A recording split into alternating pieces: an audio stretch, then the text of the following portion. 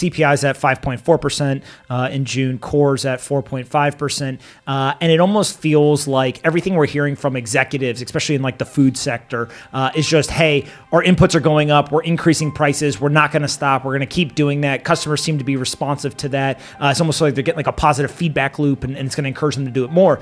At the same time, we're hearing from politicians, either one, this is transitory, it's going to go down, stop worrying about it, it's not that big of a deal, or two, oh, yes, it's higher than we expected, but we're just going to spend more, whether it's infrastructure or otherwise, to kind of get out of it. Maybe without thinking about like what to do as an investor, just your evaluation of inflation today, who's right? Are both people kind of sort of right in each group? How do you feel about where we are today? Do we go up from here? Does it kind of go sideways? And is there a difference between the rate of change versus the actual aggregate change of prices, and kind of the belief that like that'll stay constant in the future? Yeah, you really nailed it at the end there, I think. There's a difference between the rate of change and the absolute price level, and that's what trips people up about transitory. So generally, among the macro analysts, I've been in the inflationary camp for the past few years. And so we're seeing this play out. But I think the way to think about it is to make sure you understand the difference between rate of change inflation and absolute inflation. So rate of change inflation would be, prices are, say, 5% higher than a year ago. Now, if next year prices are only 4% or 3% higher than now, that's less inflation rate of change terms. But it's not like those prices went back down. There was no deflation that took those prices away. So you can have niche areas that say go back down, like lumber was a very specific bottleneck. Whereas once Chipotle raises prices and wages, you're never going to see the old prices and wages again. That's a new level that we've reached in absolute terms. And so again, the analogy I use is the 40s because everyone thinks of inflationary 70s, but in the 40s, which again was the last time we saw this sort of fiscal monetary environment, similar kind of external catalyst that justified a lot of the fiscal spending that we saw. Now, of course, there's the pandemic, there's the all sorts of other things that they can use as cover. And so what we're seeing essentially is, in the 40s, you had high inflation. It actually literally got 19% year over year at one point. Then it would cool off and go back down to zero. But there's no period of deflation. It's not like those prices went down. They just stopped going up. They leveled off, and then they'd have another big spike to like 12%. Then they would level off. Then they would spike again by like 8%, level off. And so you had these stepwise increases in prices. And so my overall model for the 2020s is kind of like that, where I don't think we're just going to have like this big giant runaway inflation, but I think we're going to have these periods where prices go up pretty rapidly and then maybe cool off for a time, but we don't deflate back down to where we were before. And so I think, basically by the end of the decade, people holding cash and bonds will have been able to buy fewer goods and services with those things than they could before. And of course, there'll be some disinflationary areas due to technology, software, music, maybe a clothes, a tire, but things you actually want, as Michael Saylor puts it, things that you actually key real estate, key companies, gold or Bitcoin, like things that are actually scarce, that aren't being just like made far more abundant due to technology. Those are the things that your bonds and cash are likely to buy a lot fewer of those things 5-10 years from now. Yeah, the thing to me that is absolutely scary, and Stanley Druckenmiller had a pretty, a week where he went pretty hard at this across a couple of different venues, where he basically said, look, the devaluation of the dollar, the Federal Reserve's actions over the last decade or so coming out of the '08 crisis has led to a massive increase in wealth inequality. And it seems like you're in a similar camp where you're saying, look, those that are just holding cash, you're going to lose all that purchasing power. The people who actually hold what end up being kind of resilient, value accretive assets, those are the people who are going to get richer. And so is it fair to kind of say that wealth inequality gap, based on where we're going today, given the information we have, that's only going to get wider and wider in the future?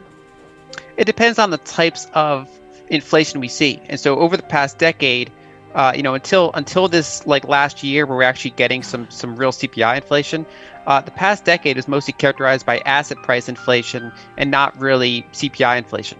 So that was kind of a somewhat disinflationary tech-heavy decade, where if you were owning, key properties or key tech companies or just the S&P 500 as a whole, you got much further ahead than someone who is not invested in assets.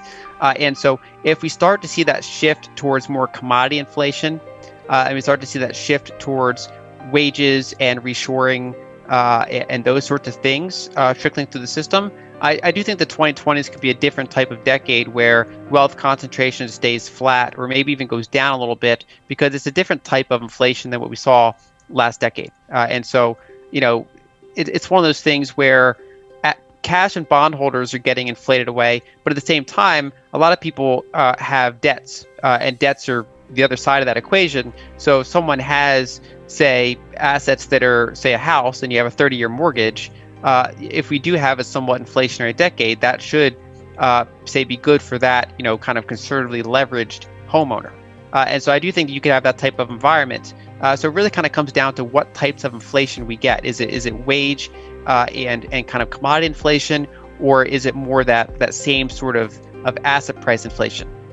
When you think about a portfolio, inflation hedge ends up being a very popular kind of term that people are thinking about or actually acting on. I believe that you own Bitcoin and gold. Correct me if I'm wrong there. And then how do you think about sizing inflation hedge type assets in a portfolio? Are there other assets that you're looking at from an inflation hedge perspective? And then also maybe any comments in terms of, it seems like the stock market has become an inflation hedge to some degree, and people are kind of piling in there as well. And so kind of how do you just think about what to do once you understand the inflation situation we're in? Yeah, I mean, so the major inflation hedges are gold. Gold's kind of a weird one because it can do well in inflation or disinflation. What gold primarily is a hedge against negative real yields.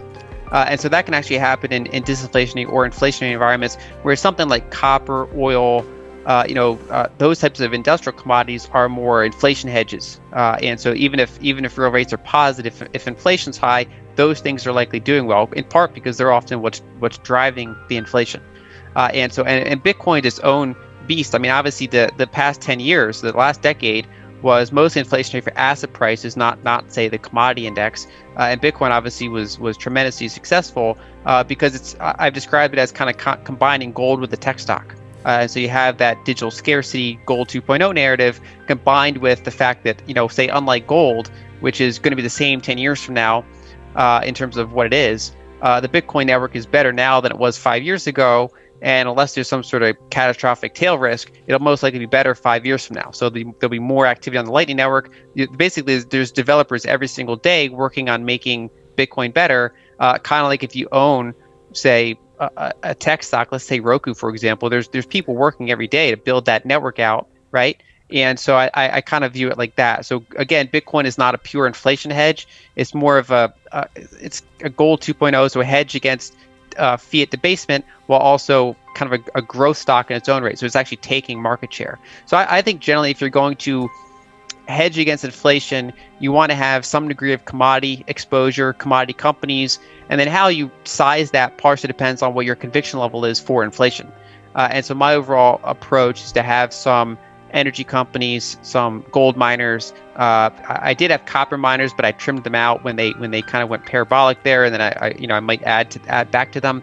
And so I have kind of that barbell approach where I have some long-term growth stocks that are I think basically disruptors. They have this long-term compounding effect.